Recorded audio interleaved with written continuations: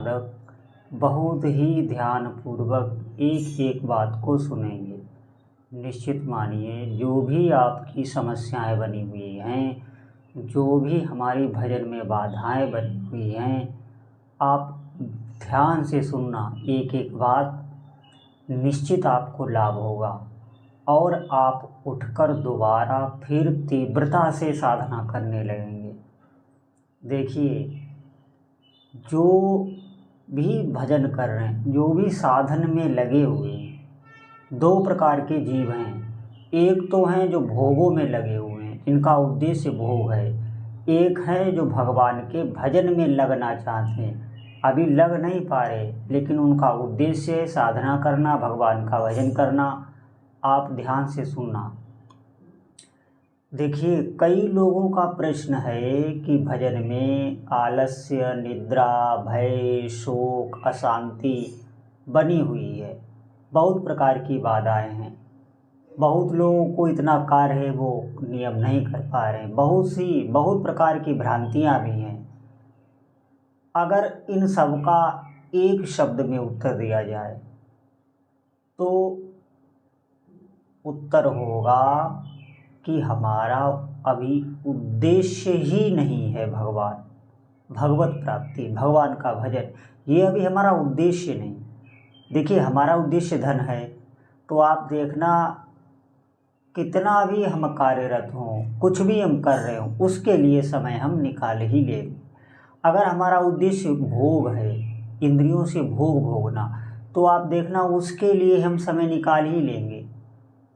आप कोई भी व्यसन करते हो, कोई भी भोगते हो, आप उसके लिए समय निकाल लेंगे।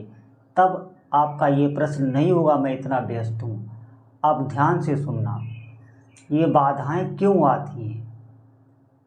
ये बाधाएं आती हैं, जैसे आपने देखा होगा कि हम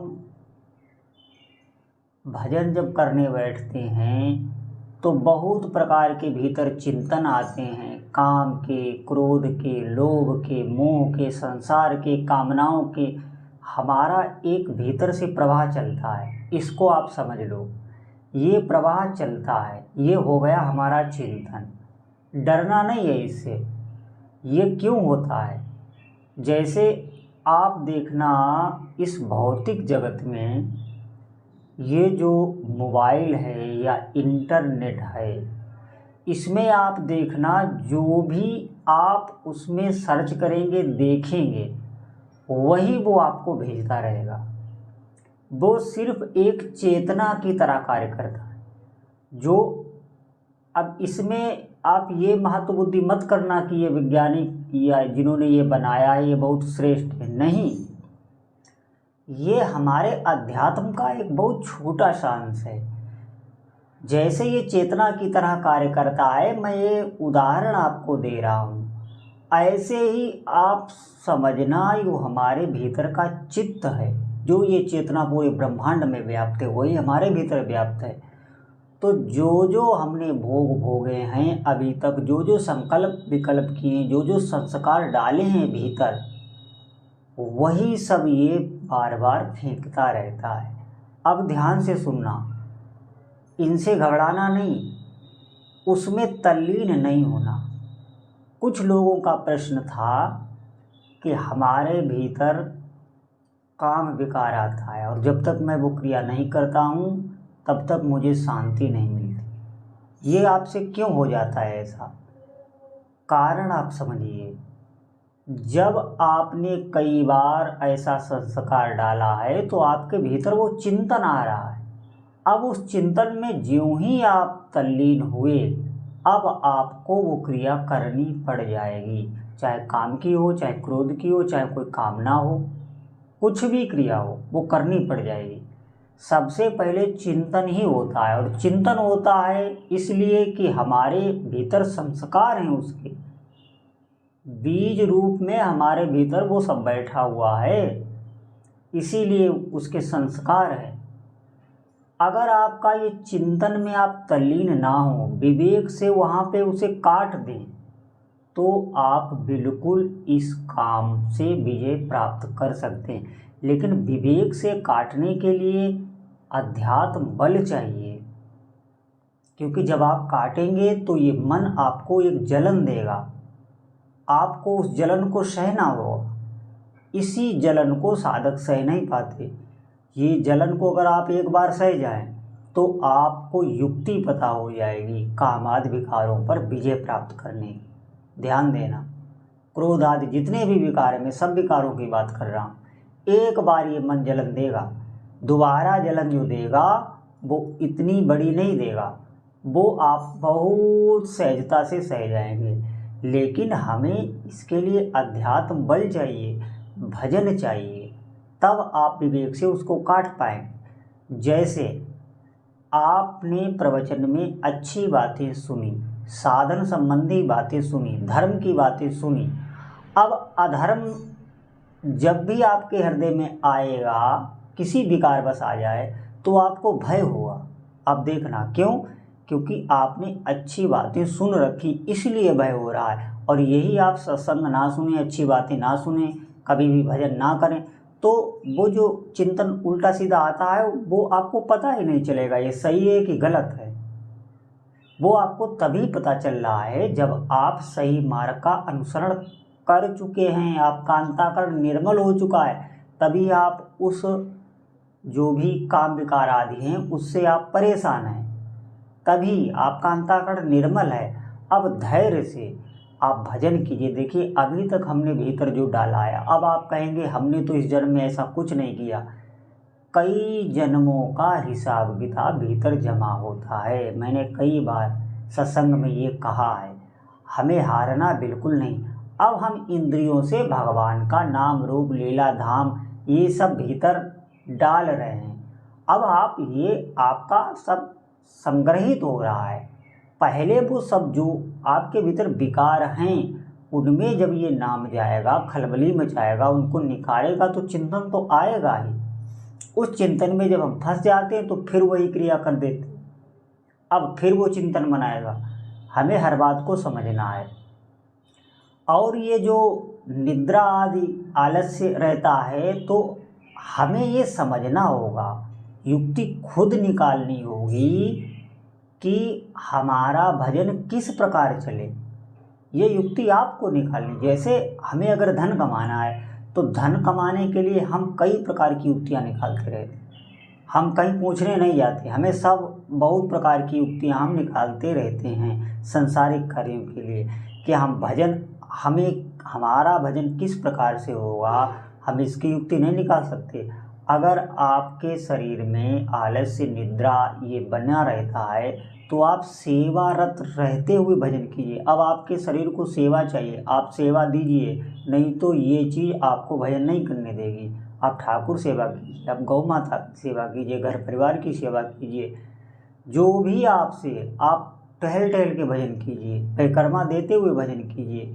अब आप कहेंगे परिक्रमा में बाहर कहाँ जाने देने जाऊँ, तो आप तुलसी माता की घर में परिक्रमा कीजिए, गमले में तुलसी माता का पौधा लगा लीजिए और उसको परिक्रमा देते हुए आप भजन कीजिए, जप कीजिए नाम का। देखिए कितनी विलक्षणता आती है आपके भीतर। ये आपकी जो परिक्रमा हो रही है ये ठाकुर जी की परिक्रमा मानी जाएगी, जो तुलसी गमले की परिक्रमा करते हुए भजन किया जाता है। अच्छे अच्छे संतों को मैंने देखा है परिक्रमा करते हुए। ये उनके लिए जो कहते हैं आलस्य रहता है, निद्रा रहती है। और हमें सही समय पर सोना है, सही समय पर जागना है, हमें अपनी दिनचर्या में भी ध्यान देना है।